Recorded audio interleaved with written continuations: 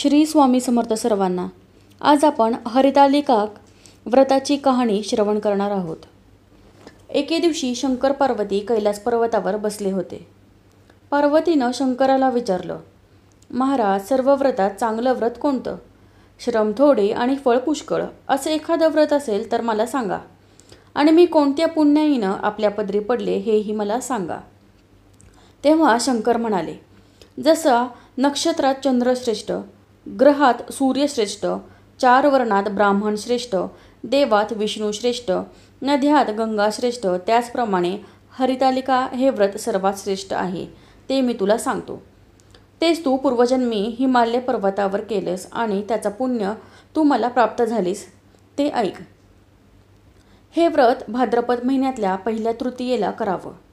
तू लहानपणी मी तुला प्राप्त व्हावे म्हणून मोठं तप केलंस। 64 वर्ष तर झाडाची पिकलेली पानं खाऊन होतीस।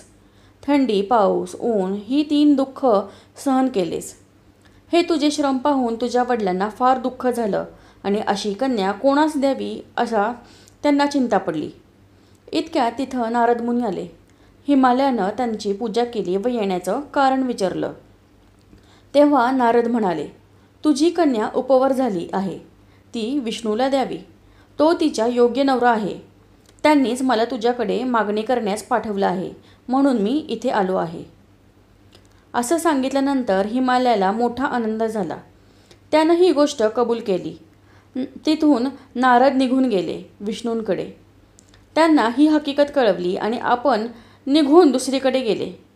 नारद गेल्यावर तुझ्या वडिलांनी ती गोष्ट तुला सांगितली। ती गोष्ट तुला रुचली नाही, तू रागवलीस। असं पाहून तुझ्या सखीनं रागवण्याचं कारण विचारलं। तेव्हा तू सांगितलंस, महादेवा वाचून मला दुसरा पती करणं नाही, असा माझा निश्चय आहे।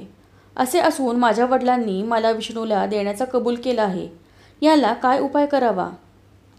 मग तुझ्या सखीनं एका घोर अरण्यात नेलं। तिथं गेल्यावर एका नदीत दृष्टीस पडली। जवळच एक गुहा आढळली। त्या गुहेत जाऊन तू उपवास केला। तिथं माझे लिंग पार्वतीसह स्थापिलास, त्याची पूजा केलीस। तो दिवस भाद्रपद शुद्ध तृतीयेचा होता। रात्री जागरण केलंस, त्या पुण्यानं इथलं माझं आसन हललं।